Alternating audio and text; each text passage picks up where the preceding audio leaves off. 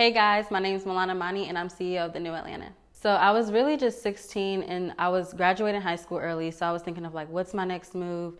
College was the option for me. But I wanted to do something like cool. Like everybody was like having clothing brands and stuff like that. So I was like, oh, let me just do the cliche thing too. Let me create one. Everyone always asks how New Atlanta, the name came about. And honestly, it just came naturally. I was sitting on my mom's bed and I was like, oh, I'm gonna create a brand called the New Atlanta. I literally don't even know how I thought of the name. And I was like, I'm just gonna have everybody wearing my stuff. It's just gonna be lit. I'm gonna become rich like in a week. That's how I thought at 16. And throughout the whole marketing material of it, I realized that I was connecting the young photographers and the young models and just this whole new, just avenue of like young people. So that's where I found my niche within hosting events. So after the first launch of the clothing brand, I went into hosting events. My first event was called Stunt for a Purpose. It was a charity event around Christmas time, and I had Fly Guy DC host. I had artists like Malachi, Vito, people in that nature performing, and we did ticket sales as well as gift donations for a foster care home here in Atlanta called Carrie Still Pitts, and we gave half of the percentage of ticket sales and also donations to them. Honestly, everything that I've made from my brand, every single dollar has been invested directly back into. And people applaud me, but I'm like, don't applaud me. My mom has been a lot of financial support through it. And without her, I really honestly probably wouldn't even be able to do the stuff on a grand scale of things so soon. First year for my brand, like I dropped my brand in June and that type of event was curated in December. So that was a very small time frame with no really income coming in off of my brand from that standpoint. So yeah, I've had a lot of financial support from my mother. That's funny because I had a plan. So my plan was to graduate early, I graduated early in December, and I believe we walked across the stage in May. So I had about a 6-month time frame for me to boost up New Atlanta, do all that. So I was just chilling. I was like, I'm waiting to hear back. I applied to 2 colleges, Clark and Georgia State. I had Steve Harvey on my resume. I had everything that I've been doing this far for New Atlanta on there. And I just thought it was a no-brainer. And I didn't get accepted, and I was so hurt, and I was so depressed for 2 days, and then I was like, let me bounce back. And then I just thought of I just have to have a plan B. I just have to think of something else. But it was just a blessing in disguise. Now I don't regret not going or not being accepted. I'm actually thankful that I didn't. So I've partnered with a brand called Toffee International. It's a woman by the name of Tamala. She has an organization where she funds Black-owned businesses, women of color, especially, and younger age females. And I've partnered with her and we've created 50/50. So it's a year-long mentoring program for girls in Atlanta. We're pairing 50 young influential girls to 50 influential women in the city, doing just various different things in different categories.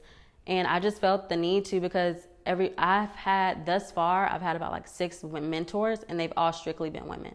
And they've played just a major, major role in my life and everything that I'm doing now. So if I can extend, the Rolodex of women that I have to other young girls who are in need, then by all means. Yeah, I think as far as from a social media aspect, I think that people kind of have this facade, they only know what you see you put out. And for me, I've and kind of that meme that's going around everywhere, people aren't posting their failures, and I sure don't post mine. So people have this facade of everything's just going great, entrepreneurship is easy, things in that nature, but it's honestly not. And I feel like everyone outside of social media is human too, and that's what people have to realize. I have sad days, I have failures, I have days that I'm broke as hell. So, I just feel and I know for people, at least when girls meet me, they just think this whole persona of me is just different. And I'm like, no, I'm just like you. I'm just 18, struggling, trying to figure it out too. So in that case, really kind of just me being young and idolizing older people in the industry who perceive to be this type of person in my head, oh, they're tied to this company, and so I kind of, as a young entrepreneur, I'm gonna speak for myself, I kind of stopped idolizing people, especially when I meet them and they kind of not who I expected them to be. And as a young entrepreneur, I expected a lot of people, I thought it was cool to meet higher people, expecting them to put me in a higher position. But when I realized that wasn't the case, the only person that's gonna put me in position to win is myself. then that's when my whole idea of, who to connect with, and then it's kind of like when you connect with people or you meet this type of person you always say you want to meet, it's like, what are you going to do when you meet them, Yeah. In a couple of years, I see New Atlanta as a nonprofit. And as far as my networking series, I see that on a grand scale of things. And hopefully I see that just branching off to different cities. So my end goal is to be the new everywhere, the new each city. Yeah. I definitely think people don't take me serious sometimes. And it's not something that's very vocal. I kind of just feel the energy. And especially being young and a female. So kind of just what your mom taught you at a young age, like go into every room, head high, shoulders high, and you kind of just own it. You just have to own it. You just have to sell yourself. It sucks in certain situations because you do, without even introducing your name, kind of back to Karen Civil's interview on CNN, people won't shake your hand. People won't accept the fact that you're even in there. So you just have to make yourself noticeable. Yeah. I think that's funny because I think the age demographic with my brand, we have a kind of a wide scheme. It's like 16 to 24. And through the 20 to 24-year-olds, I have that demographic of kind of the kids who did go to college and it didn't kind of work out for them.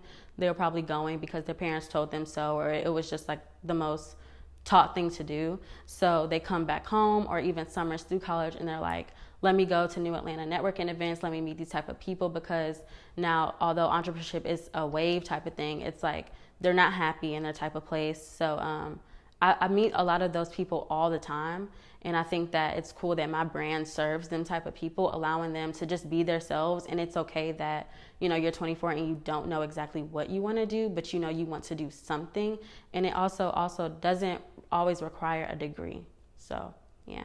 Just stay consistent. Just be yourself. And timing's like, don't rush.